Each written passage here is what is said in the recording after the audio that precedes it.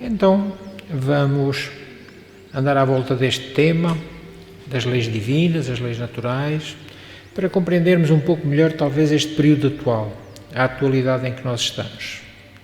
Faremos uma introdução simples, dizendo que as leis divinas ou naturais e a vontade do homem constituem dois polos completamente diferentes. No entanto, gravitam nas leis naturais toda a orientação e toda a atividade para o comportamento humano.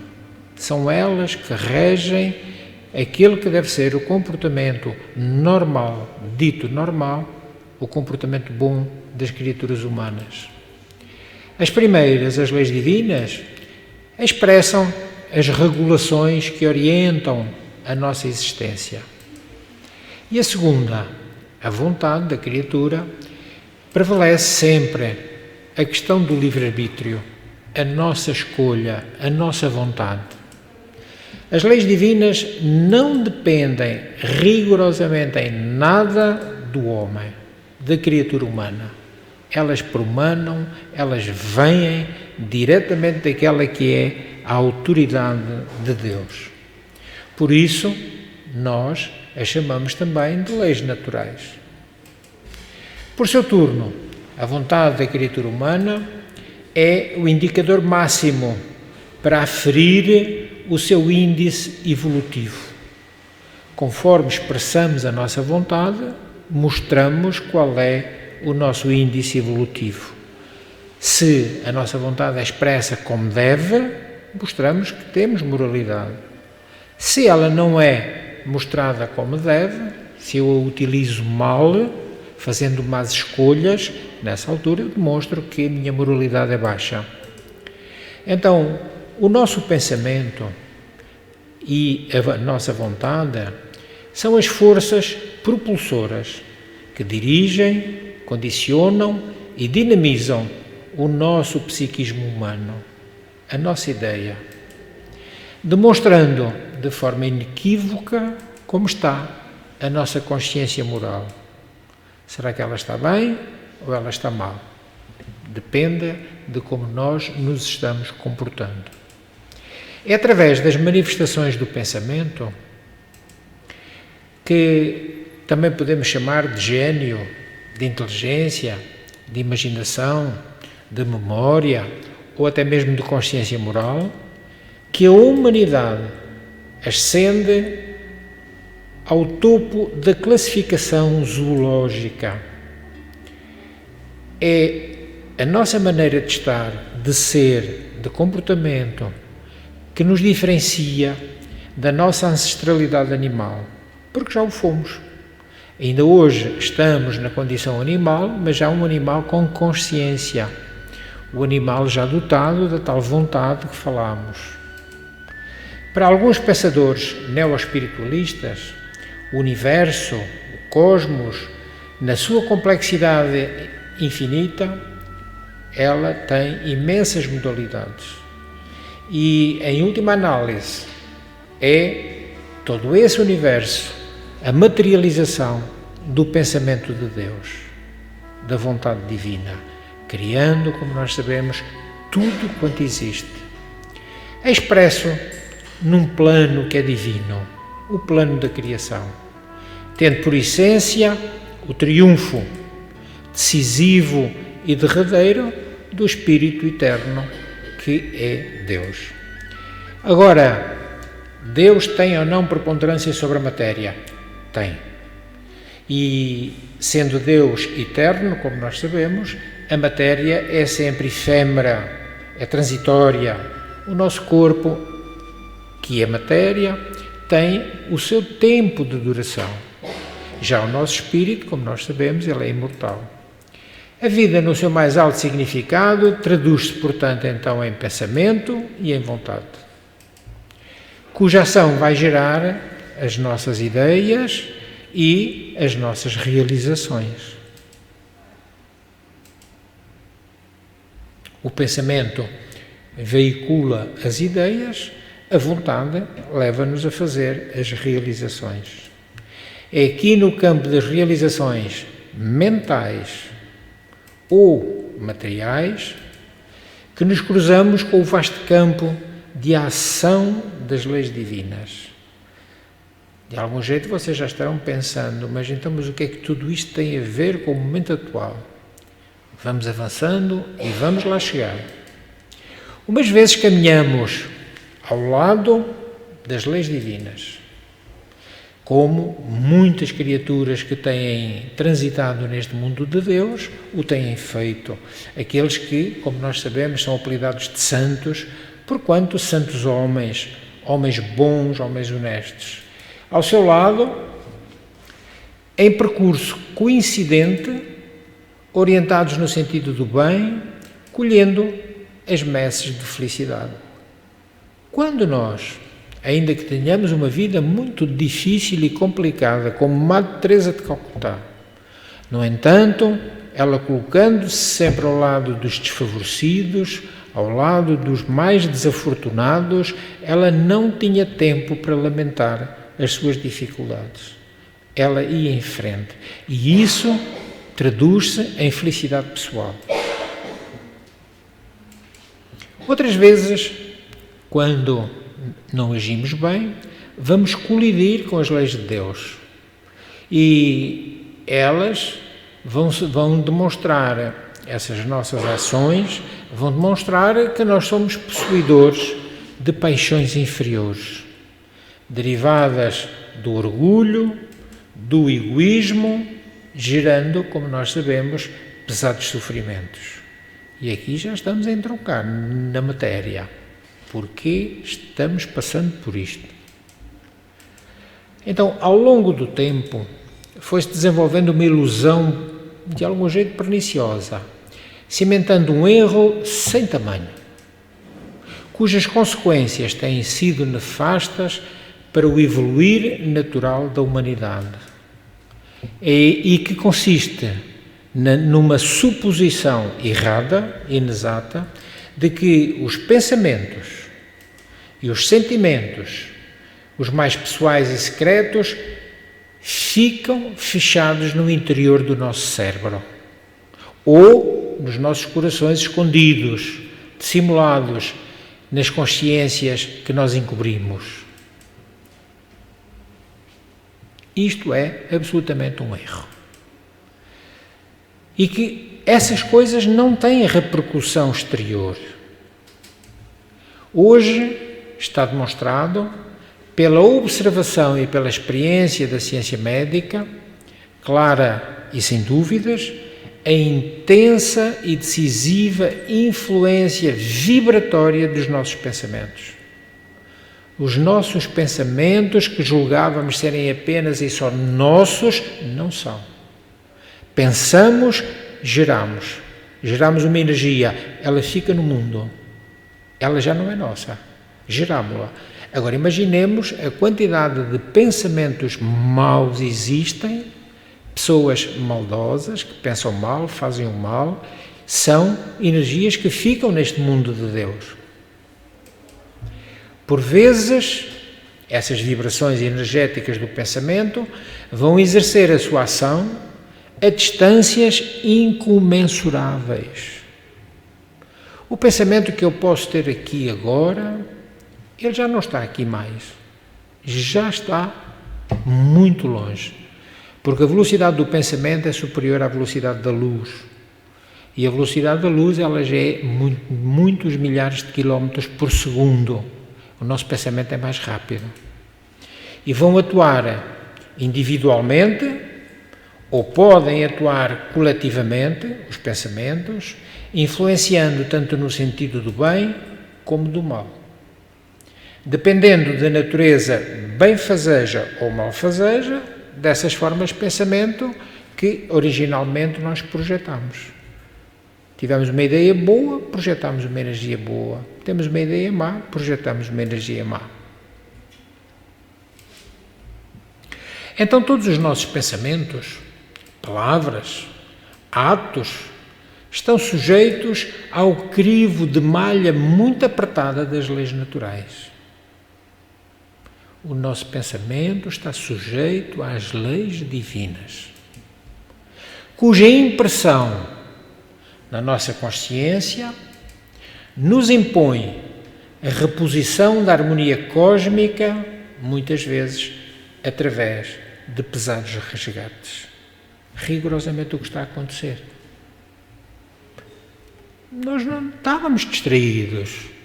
Pensávamos o que queríamos, fazíamos o que queríamos, dizíamos o que queríamos e agora ficamos muito aflitos porque estamos diante de uma pandemia, mas ela era inevitável. Era inevitável porque tudo aquilo que era feito de modo errado estava criando uma energia que era necessário levar-nos a pesados resgates. E eles aí estão. Cuja impressão nas nossas consciências impõem-nos, como já dissemos, a reposição harmónica cósmica. O universo tem que ser harmonioso. Deus criou tudo em harmonia. Qualquer desarmonia que nós provocamos coloca-nos na alçada das leis divinas para que nós nos corrijamos. Elas nunca serão castigo, serão educação, normas educativas. Eis então o funcionamento das leis naturais que concedem a mais absoluta e ampla das liberdades. As leis de Deus deixam-nos fazer tudo, pensar tudo, dizer tudo, elas deixam. Contudo, e em contrapartida, fazem-nos a justa exigência da mais esclarecida responsabilidade. Façamos o que quisermos, mas a responsabilidade é nossa. Então isto que está neste momento, esta pandemia que assola o mundo, ela é da responsabilidade das criaturas que estamos reencarnados. Pelas nossas ações de agora ou pelas nossas ações do passado, não importa. São expressões das quais nós estamos sendo responsabilizados em função do que fizemos e agora temos forçosamente que com tranquilidade, confiança em Deus, fé, portanto, e fazendo tudo aquilo que é correto para nós passarmos esta fase menos boa. Então, quando Newton, esse grande homem de ciência inglês, apresentou a sua obra Princípios, um livro, colocou no final uma afirmação muito significativa. Newton diz assim: este sistema do Sol, dos planetas, dos cometas, só poderia vir da vontade e domínio de um ser inteligente e poderoso. Quem será? Só pode ser Deus. Ele governa todas as coisas, não como alma do mundo, mas como Senhor de tudo. Olha o esclarecimento de Newton. E por causa do seu domínio, ele é digno de ser chamado Senhor Deus. Newton ainda afirmou que Deus é o legislador e a lei do universo.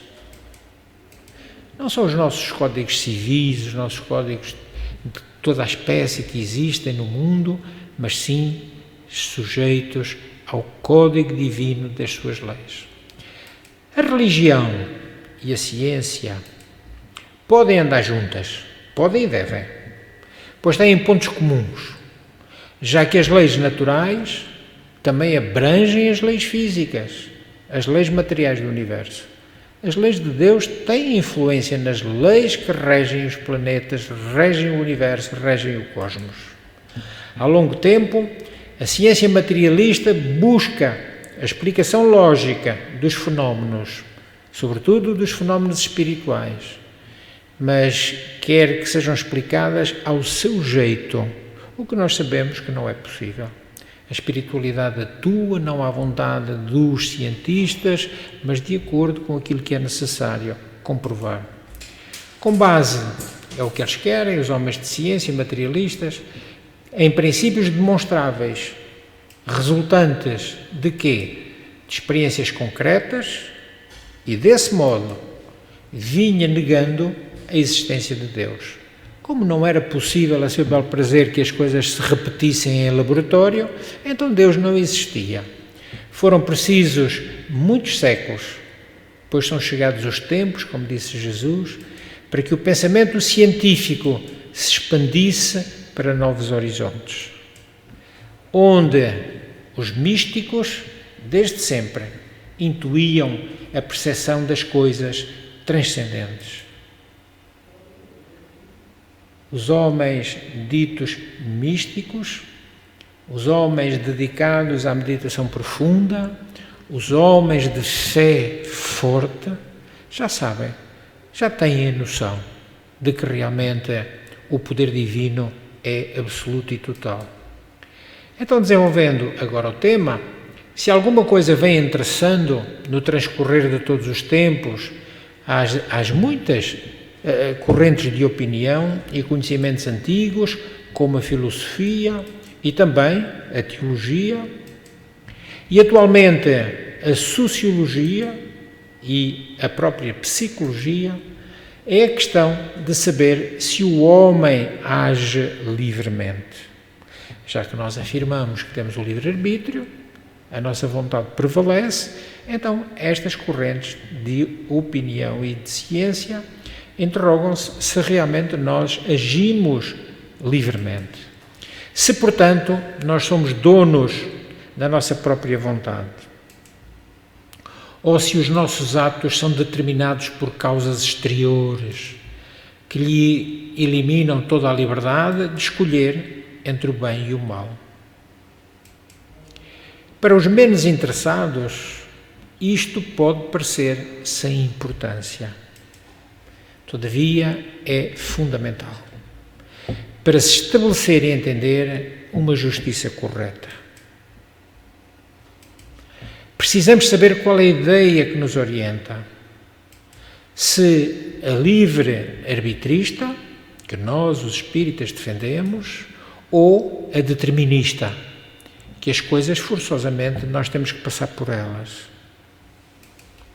Pois as sanções, as penas, as provas, as expiações serão diferentes e mais ou menos rigorosas. Se o homem pratica o mal porque quer, a justa pena corretiva será uma. Se é levada a essa prática por circunstâncias físico-psíquicas e até sociais, não deveria ser castigado, mas sim tratado como um doente. O problema ainda não encontrou uma solução generalizada, embora, em termos de doutrina espírita, nós estamos perfeitamente conscientes de que somos livre-arbitristas. Embora tenhamos funções kármicas das quais não possamos fugir, não podemos fugir se nós não quisermos. Se não fizermos nada para alterar o nosso karma. Se fizermos, nós podemos não ter que passar pelas dificuldades. Não obstante, se vão notando muitos progressos na evolução dos sistemas judiciários e até dos prisionais, na adoção de determinadas medidas legislativas penais, veio a revelação espírita ajudar a deslindar esta questão tão premente, esclarecendo e, sobretudo, demonstrando que a vida de um ser não se salda com uma única existência. É aqui que está a solução. Eu sou tão bonzinho, não faço mal nenhum, não faço mal a ninguém. Tudo o que é mau me acontece. Deus é mau. Deus não é justo, porque eu sou bom. Primeiro, se nós somos bons, não dizemos. Quem é bom não diz porque se vê. Os outros sabem que ele é bom, não é preciso ele apregoar. Segundo, serei hoje e na reencarnação anterior, e na outra, e na outra, e na outra. O que é que eu tenho lá atrás no meu saldo negativo de reencarnação? Então é assim que nós nos vamos prolongando sucessivamente através dos renascimentos até um dia, sim, atingirmos a perfeição. O Espírito, ou o Espiritismo, achou a chave do problema. Se eu hoje sofro, não sei porquê, é porque lá atrás errei. Afirma o Dr. António Joaquim Freire, este médico que se licenciou aqui em Coimbra e nasceu em Penela, o Dr. António Joaquim Freire escreveu um livro muito curioso, A Marcha do Espiritismo. E ele diz: toda a moral racional, toda a moral inteligente, portanto, independentemente de todos os conceitos e dogmas religiosos, tem necessariamente de tomar para base da sua construção os dois princípios enunciados: reencarnacionismo e karma. É lei. Ambas são leis. A lei da reencarnação e a lei de ação e reação. É pela reencarnação que o homem conquista a própria liberdade. Allan Kardec, o insigne codificador da nossa doutrina, questionou o problema aos espíritos para encontrar uma resposta justa e esclarecedora. É a pergunta 843 do Livro dos Espíritos. O homem tem livre-arbítrio nos seus atos? Pois se tem a liberdade de pensar, tem a liberdade de agir. Sem o livre-arbítrio, o homem seria uma máquina. Aqui está explicado. Porque é que nós somos livres arbitristas? Então os espíritas, crentes e partidários do livre-arbítrio, partem do princípio de que todos nós, as criaturas, somos iguais. Iguais enquanto criados por Deus. Depois, ao longo das reencarnações, nós vamos constituindo diferenças. Que todos temos iguais direitos e iguais obrigações. Logo, todos temos a mesma responsabilidade. Negar o livre-arbítrio é tirar às criaturas humanas toda a iniciativa, toda a responsabilidade, e isentá-las da faculdade do discernimento e fazê-las descer aos graus inferiores da animalidade. Não fosse o livre-arbítrio, provavelmente nós seríamos como os animais, sem vontade própria. O qual, embora ignorante do seu futuro, conserva sempre na alma uma tênue luz de esperança. Não estamos todos esperançosos de que esta situação há de acabar. Estamos. Todos nós estamos à espera. Venha a vacina, venha o tratamento, venha o que quer que seja que Deus entenda e ficaremos livres do Covid. Aprendemos com a situação? Com certeza poderemos ficar livres de vírus. Não aprendemos, virá outro. Não tem sido assim ao longo do tempo. Em 100 anos, quantos vírus ou bactérias nós temos tido? Rubéola, varicela, varíola, sarampo, tuberculose, HIV, da SIDA, o dengue, o ébola. Eles vêm ciclicamente. Porquê? Porque nós, enquanto as coisas estão em pandemia, ficamos muito aflitos e até vamos andando mais ou menos direitinhos, alguns. Outros, de imediato, esquecem tudo e é necessário nós sermos relembrados. Então, de facto, aceitar um determinismo absoluto seria admitirmos o fatalismo. Tem que acontecer, acontece. Mas isso não é assim. Consequência contrária à natureza psíquica do homem, da criatura humana. Na pergunta 851 do Livro dos Espíritos, Kardec perguntou: há fatalidade nos acontecimentos da vida? Todos os acontecimentos são pré-determinados? E os espíritos respondem: a fatalidade não existe, senão para a escolha feita pelo espírito ao reencarnar. Sofrer esta ou aquela prova, esta ou aquela expiação.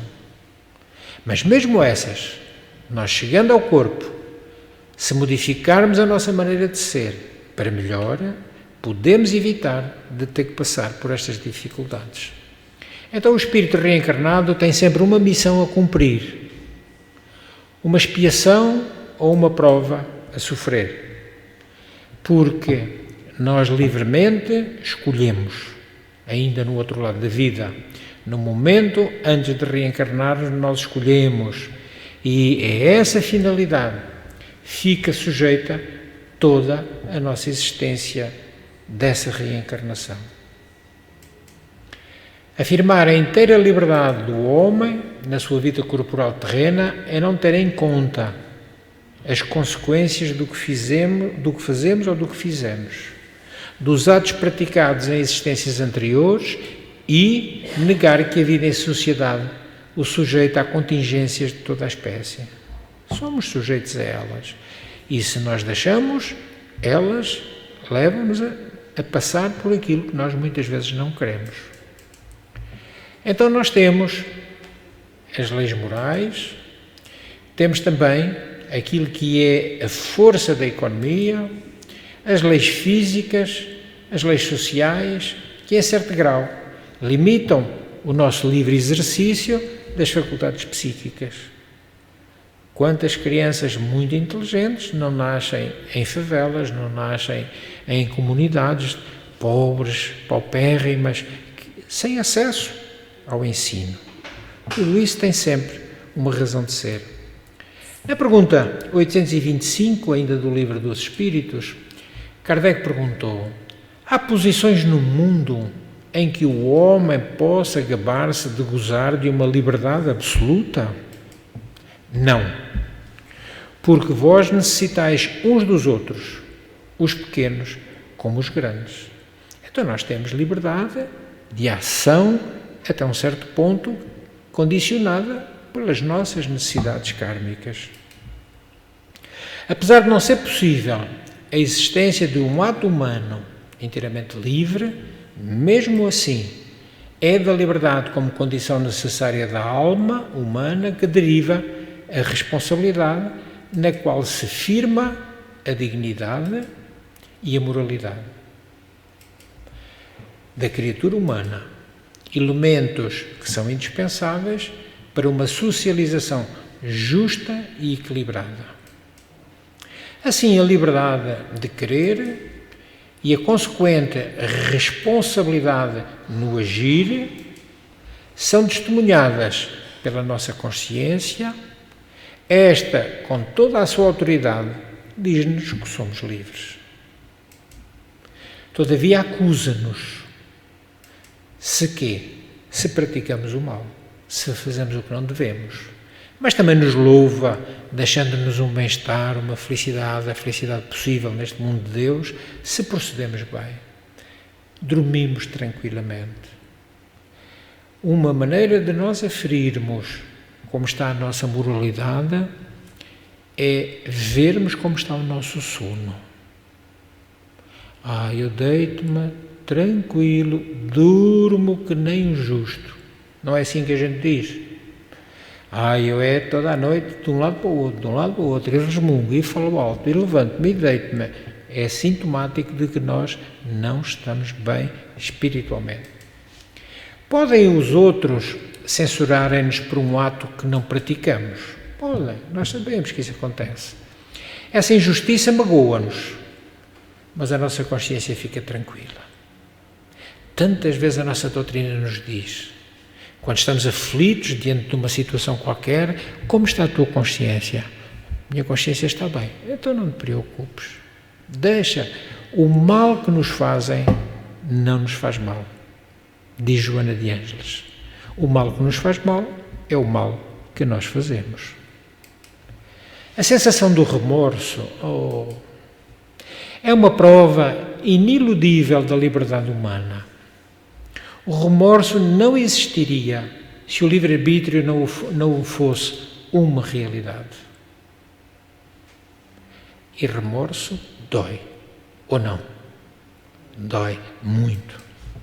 Hoje há uma forte tendência em unir os conceitos quânticos dessa ciência extraordinária quanto às teorias sobre a consciência. Vejam, a física quântica e a mecânica quântica preocupados com a consciência. O renomado físico, Prémio Nobel de Física de 1963, Paul Wigner, atesta igualmente que o papel da consciência no âmbito da teoria quântica é imprescindível. Vejam como ela tem influência nesta ciência nova. E o que diz a doutrina dos espíritos? Pergunta 621. Onde está escrita a lei de Deus? Os espíritos respondem: na consciência. Olhem como ela é tão importante.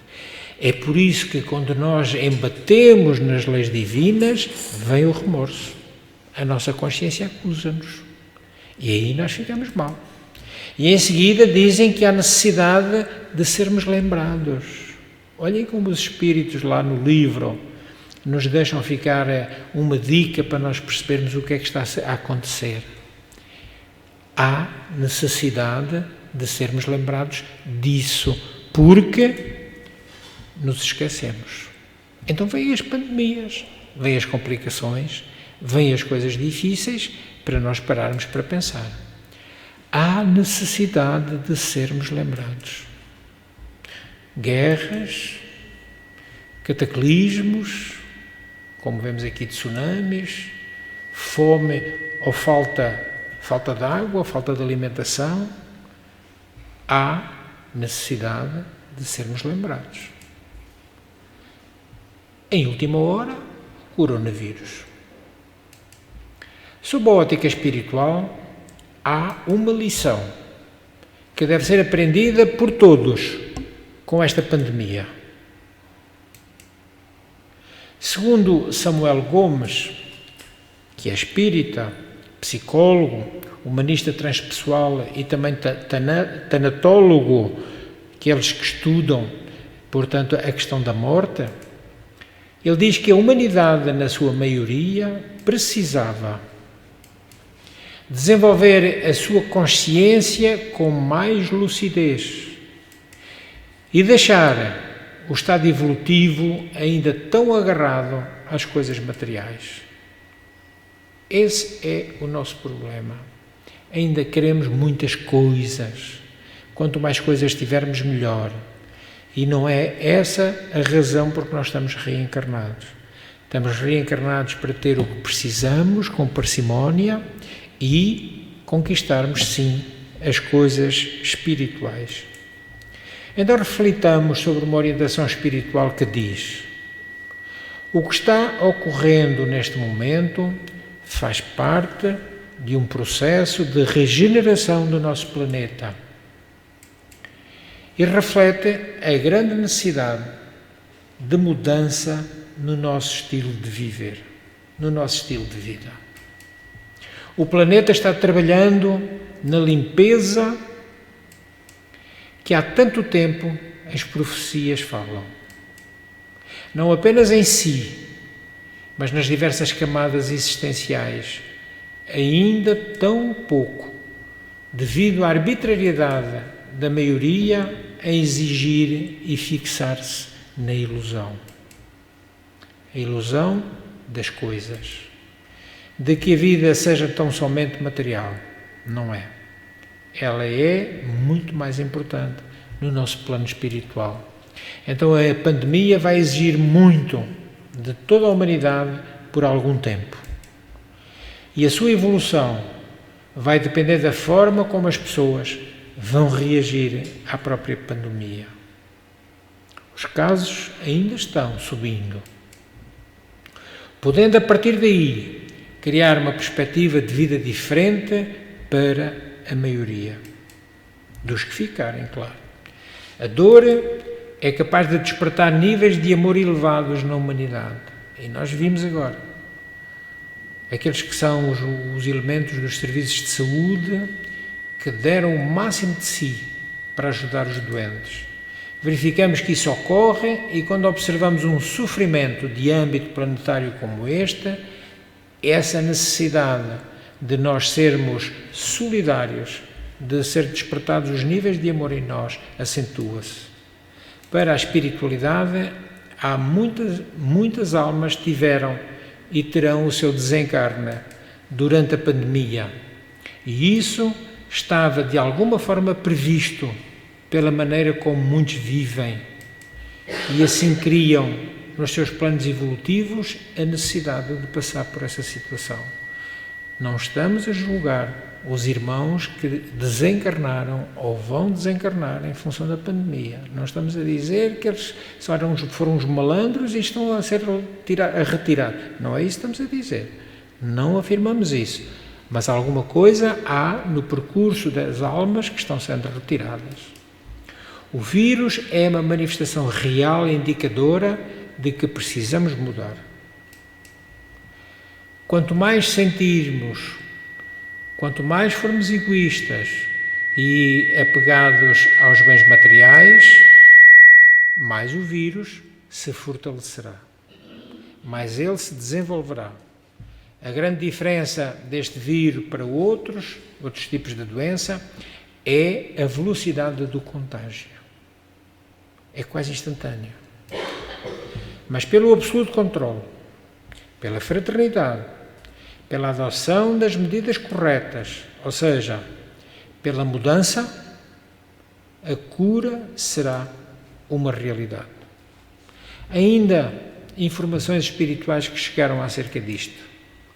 Para esta nova era da regeneração planetária, o sofrimento foi a única alternativa viável. Não quisemos parar para pensar. O vírus convida para uma nova perspectiva de vida, para um alinhamento entre o que a alma pede e o que o planeta suplica. Como é que nós tratamos a natureza? Cuidadosamente? Sabemos que não. Então, o todo manifesta e manifesta-se através destes tempos de dor, mas também de resistência, como nós sabemos, de luz, de esperança, de profundas e urgentes mudanças. Temos que mudar. Não estamos sós. Deus não nos abandonou. Independentemente da nossa necessidade desta pandemia, desta situação pandémica, Deus não nos abandonou. Ele mantém-se connosco. Com certeza, até por misericórdia, permitindo um dia deste a vacina, o tratamento, o que quer que seja. Deus não nos abandonou. Há um exército de trabalhadores da luz, auxiliando em cada canto do mundo terra. Mas cabe a cada um de nós alimentar o que queremos que cresça.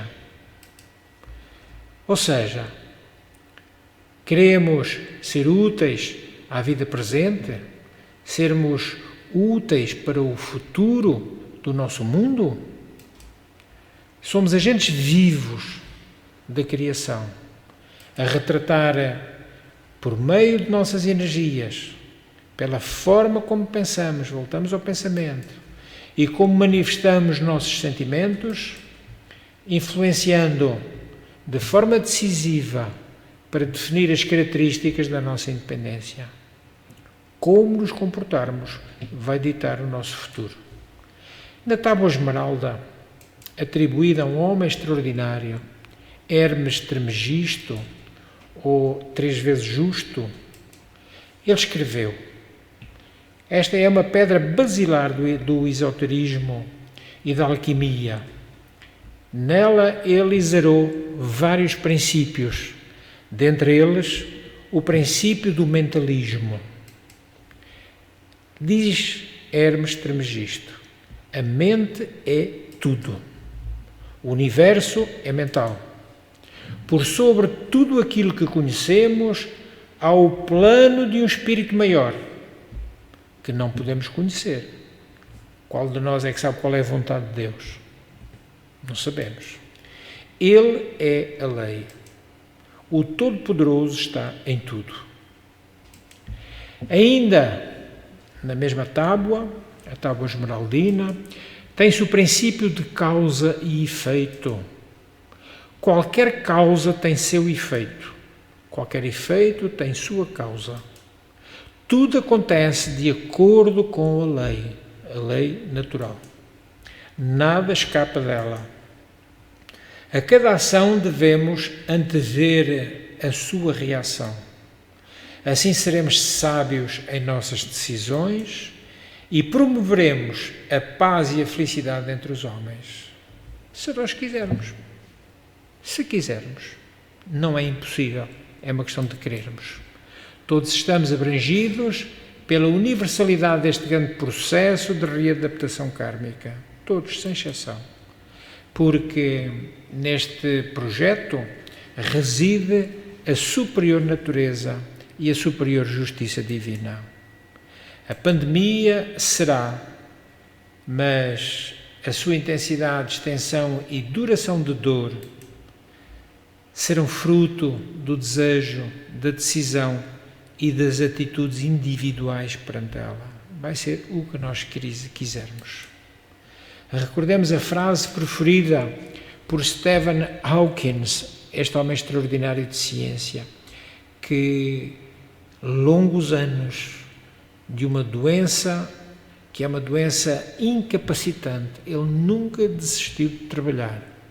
Pelo contrário, ele dizia que, devido à doença, à imobilidade em que o obrigava a estar, permitia-lhe pensar. Estava quieto o corpo, mas a mente estava lúcida.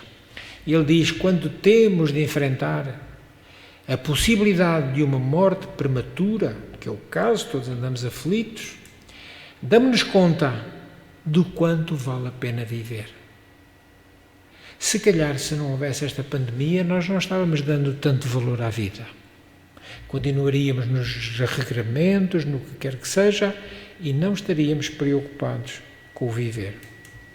Então, nem sempre a vida corre como desejaríamos.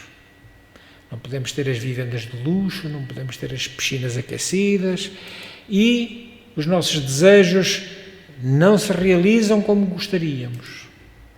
É verdade que quando nos dirigimos a Deus ao orar, frequentemente nós dizemos: seja feita a vossa vontade, assim na terra como nos céus.